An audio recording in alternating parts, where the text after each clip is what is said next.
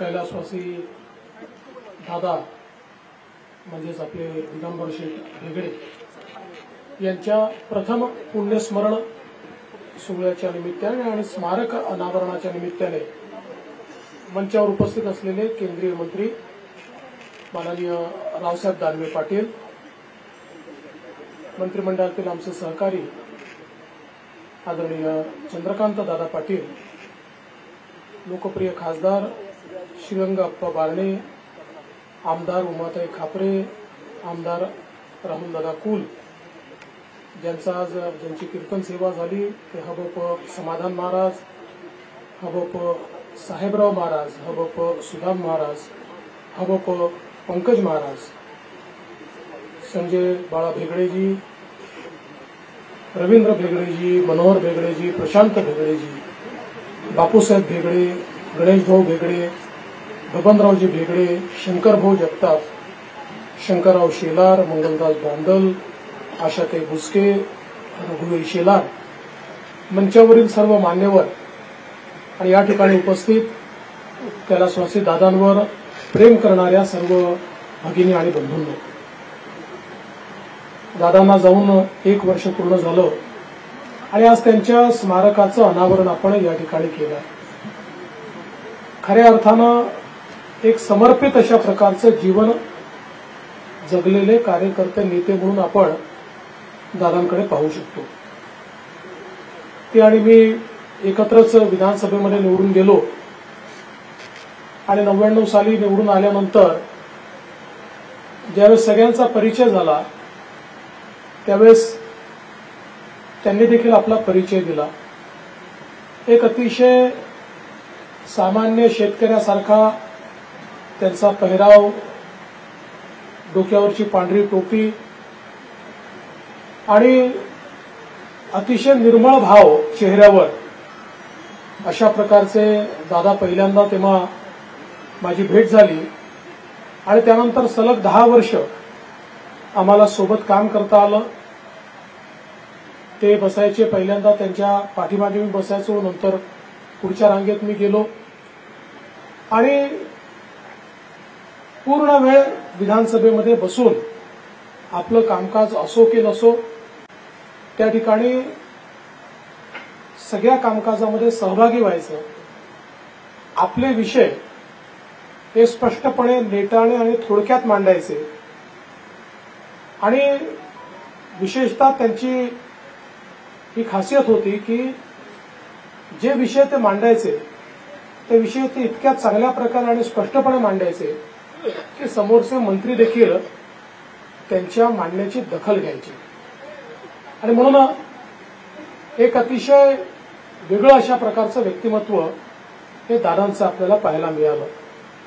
आताच सगळ्यांनी सांगितलं, खरं म्हणजे पहिल्यांदा दुसरं कोणाचं तिकीट घोषित झालं होतं, पण नंतर निर्णय झाला दादांनी लढायचं.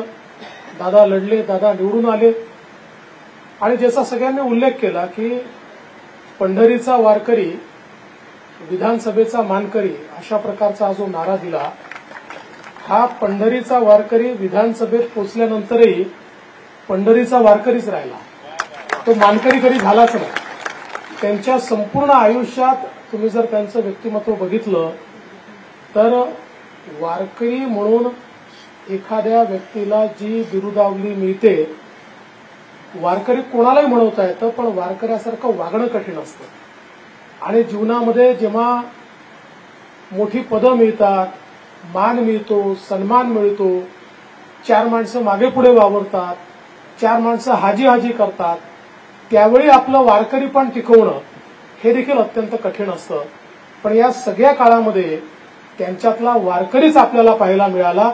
हे खरं त्यांच्या व्यक्तिमत्वाचं वेगळेपण आपल्याला पाहायला मिळतं आणि अतिशय शिस्तीत अशा प्रकारचं त्यांचं काम नेहमीच राहिलं. पक्षाकरता समर्पित जीवन. ज्यावेळेस पक्षाने सांगितलं निवडणूक लढायची आहे, निवडणूक लढली. ज्यावेळेस सांगितलं आपल्याला नवीन नेतृत्व तयार करायचं आहे, त्याही नेतृत्वाच्या पाठीशी तितक्याच ताकदीनं खंबीरपणे उभं राहण्याचं काम त्यांनी केलं. आणि आता मी आमदार नाही तर माझं काम संपलं असं कधीच ते वागले नाही. ते आमदार नसले तरी जे काही मूलभूत प्रश्न आहेत ते प्रश्न घेऊन सातत्याने त्या प्रश्नांचा पाठपुरावा ते करतच राहिले. मी देखील मुख्यमंत्री असताना अनेक वेळा ते माझ्याकडे यायचे, बाळाभाऊंसोबत यायचे, रविभाऊंसोबत यायचे, वेगवेगळ्या वेळी कधी स्वतः यायचे आणि त्यांचा स्वतःचा कधी प्रश्न नसायचाच. पण आपल्या भागातले मग धरणग्रस्तांचे प्रश्न असतील किंवा ज्याचा उल्लेख या ठिकाणी झाला जमीनग्रस्तांचे प्रश्न असतील, असे वेगवेगळे प्रश्न घेऊन त्या ठिकाणी त्या प्रश्नांची सोडवणूक झाली पाहिजे याकरता खऱ्या अर्थानं ते सातत्याने त्या ठिकाणी यायचे आणि पूर्णपणे त्यांच्या मनामध्ये जनतेकरताचा एक समर्पण भाव होता. मला असं वाटतं की मगाशी चंद्रकांत दादांनी उल्लेख केला, खरं म्हणजे अशी माणसं फार विरळ असतात. अलीकडच्या काळामध्ये राजकारण इतक्या वेगानं पुढे चाललं आहे आणि राजकारणामध्ये वेगवेगळ्या प्रवृत्ती आपल्याला पाहायला मिळतात आणि अशा या सगळ्या प्रवृत्तींमध्ये ज्यावेळेस शांतपणे संथपणे आपलं काम करणारे दादांसारखे लोक आम्ही बघतो त्यावेळी निश्चितपणे आपल्याला देखील कामाची प्रेरणा मिळते. आपल्यालाही लक्षात येतं की राजकारण म्हणजे निव्वळ फ्लेक्सबाजी नाही आहे, राजकारण म्हणजे निव्वळ मागे पुढे आगे बढो म्हणणारे लोक नाही आहेत.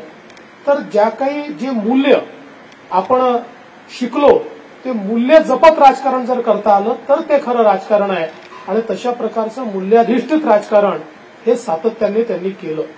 खरं म्हणजे रावसाहेबांनी देखील मावळचा उल्लेख केला आणि एक अतिशय कार्यकर्त्यांची नेत्यांची मोठी परंपरा ही या ठिकाणी मावळला लाभली आणि त्या परंपरेला साजेसं अशा प्रकारचं हे नेतृत्व त्यांचं सातत्याने राहिलं आणि म्हणूनच आज ज्यावेळी त्यांचं प्रथम पुण्यस्मरण होतंय आणि मला रवींनी सांगितलं की त्यांच्या स्मारकाचं अनावरण करायचं आहे. आज खरं म्हणजे अकोल्याला कार्यक्रम होता, तिथनं मग सीएम साहेब आणि मी चंद्रपूरला जाणार आहोत.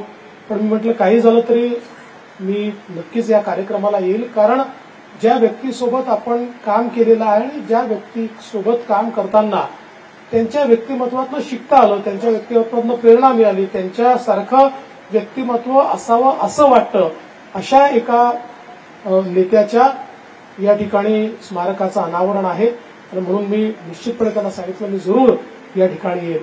आज खरं म्हणजे जे काही काम त्यांनी हातामध्ये घेतलं, मग ते पवना धरणग्रस्तांचा विषय असेल किंवा मिसाईलच्या ज्या जमिनी लोकांच्या सगळ्या आपल्या घेतलेल्या आहेत त्याचा विषय असेल, अनेक गोष्टी त्यांनी त्या ठिकाणी पूर्ण केल्या, पण काही गोष्टी निश्चितपणे राहून गेल्या. आणि मी आपल्याला आश्वस्त करतो की दादांनी जी कामं हातामध्ये घेतली आणि जी कामं अजूनही झालेली नाहीत ती कामं पूर्ण करण्याकरता मी 100% आपल्या सगळ्यांच्या सोबत उभा राहीन, आपल्या पाठीशी उभा राहीन. आणि शेवटी एखाद्या व्यक्तीला त्यांचं स्मारक करणं तर श्रद्धांजली असतेच, पण त्यांनी केलेलं काम हे पूर्णत्वास नेणं ही खरी त्यांना श्रद्धांजली असते. आणि म्हणून आपण सगळे मिळून निश्चित हा प्रयत्न करूया की दादांचं हे कार्य आपल्याला पुढे न्यायचं आहे. मगाशी आपण पाहत होतो गोपीनाथराव मुंडेजी हे दादांबद्दल काय म्हणाले की कोळशाच्या खाणीमध्ये राहून देखील निष्कलंक बाहेर निघालेला अशा प्रकारचा हिरा दादा होते. आणि गोपीनाथरावांचं तर दादांवर खूप प्रेम होतं, कारण आम्ही नेहमी बैठकीत बघायचो की आवर्जून म्हणजे 3-4 लोकांना विचारायचे, उल्लेख करायचे तर दादांचा उल्लेख काय दिगंबर शेठ असा त्या ठिकाणी उल्लेख हा नेहमीच गोपीनाथराव दादांचा करायचे. आणि म्हणून मला आज खरं म्हणजे अनेक गोष्टी अशा जुन्या आठवणी अशा चित्रासारख्या माझ्या नजरेसमोरून चालल्या आहेत आणि त्याचवेळी अतिशय अढळपणे उभा असलेला हा व्यक्ती आज माझ्या नजरेसमोर येतोय. खरं म्हणजे भंडारा डोंगरावरचं जे काम आहे त्यातही त्यांचं फार जीव होतं आणि तेही काम त्या ठिकाणी पूर्ण करणं ही आपली जबाबदारी आहे. लवकरच आता आपण त्याचा प्रस्ताव हा हाय पॉवर कमिटीत नेतो आहोत आणि तिथनंही मान्यता देऊन जे काम खरं म्हणजे तुम्ही सगळ्यांनी हातामध्ये घेतलंय आणि अतिशय पुढे नेलेलं आहे त्याला थोडा हातभार हा सरकारच्या वतीनं लागावा अशा प्रकारचा प्रयत्न आमचा देखील असेल. कारण मला विश्वास आहे की ते काम ज्या दिवशी होईल त्या दिवशी खऱ्या अर्थानं दिगंबर शेठ यांना मनापासून आनंद होईल. आणि म्हणून एका वारकऱ्याला यापेक्षा अधिक मला असं वाटतं दुसरं काहीच नको असतं. स्वतःचं स्मारकही त्यांना काही फार महत्वाचं नाहीये, पण तुकाराम महाराजांच्या स्मृती या त्यांच्याकरता मला असं वाटतं अधिक महत्वाच्या आहेत आणि तेही काम पूर्णत्वास नेण्याचं कार्य आपण निश्चितपणे करू. याच या निमित्ताने एवढंच सांगतो की बेगडे कुटुंबाच्या पाठीशी आम्ही सगळे आहोतच. शेवटी आपण सगळे एक बृहत कुटुंब आहोत, एक मोठं कुटुंब आहोत. त्यामुळे आपल्या कुटुंबातला एक व्यक्ती या ठिकाणी गेलेला आहे, त्याच्या स्मृती आपण सगळे मिळून निश्चितपणे या ठिकाणी जपू, हा विश्वास मी व्यक्त करतो. पुन्हा एकदा स्वर्गीय कैलासवासी दादांना या ठिकाणी विनम्र आदरांजली अर्पण करतो आणि या स्मारकाचा अनावरण करण्याकरता या ठिकाणी येता आलं, आपल्या सगळ्यांशी भेटता आलं, त्याबद्दल अतिशय मनापासून समाधान व्यक्त करत मी माझे 2 शब्द संपवतो. धन्यवाद. जय हिंद, जय महाराष्ट्र. एबीपी माझा, उघडा डोळे बघा नीट.